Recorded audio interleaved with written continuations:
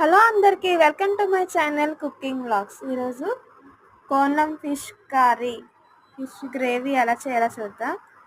ముందుగా మన అల్లం వెల్లుల్లి పేస్ట్ ఆడేసుకొని పక్కన పెట్టుకోండి మసాలా అనేది. తర్వాత ఆనియన్స్ చిల్లీస్ కూడా కొంచెం గ్రైండ్ చేసుకొని పక్కన పెట్టుకోండి. అలాగే టమాటాస్ కూడా గ్రైండ్ చేసుకొని పక్కన పెట్టుకోండి. ముందుగా ఫిష్ ఉప్పు కారం వేసుకొని ఫిష్ని ఫ్రై చేసుకోవాలి.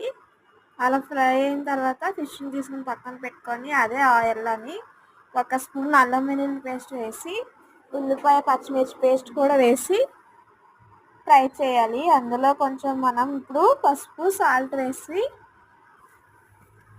పచ్చివాసన పోయే వరకు మసాలా అనేది ఫ్రై చేసుకోవాలి. ఫిష్ గ్రేవీ చాలా బాగుంటుంది టేస్టీగా. అలాగే ఈ ఫ్రై అయిన తర్వాత మనం ముందు టమాటా పేస్ట్ని కూడా వేసుకొని బాగా కలుపుకోవాలి. ఈ మసాలా మొత్తం ఒకసారి బాగా కలుపుకొని 5 నిమిషాలు ఉడకనివ్వాలి. ఆయిల్ పైకి తేలిన వరకు బాగా ఫ్రై చేసుకోవాలి. అదే టేస్ట్ అన్నమాట.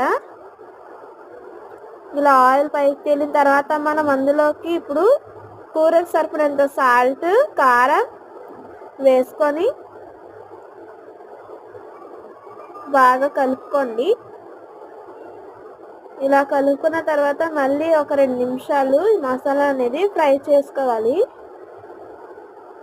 ఇలా ఫ్రై అయిన తర్వాత ముందుగా వేసి పెట్టుకున్న కోనం ఫిష్ ఫ్రై ఉంది కదా, ఆ ఫ్రైని ఈ గ్రేవీలోకి వేసుకోవాలి.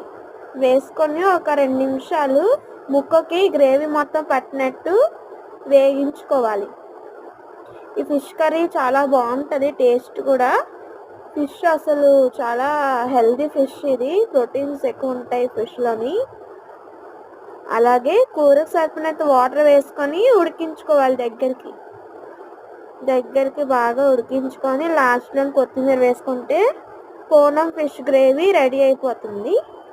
చాలా బాగుంటుంది. Please subscribe to my channel, like, share.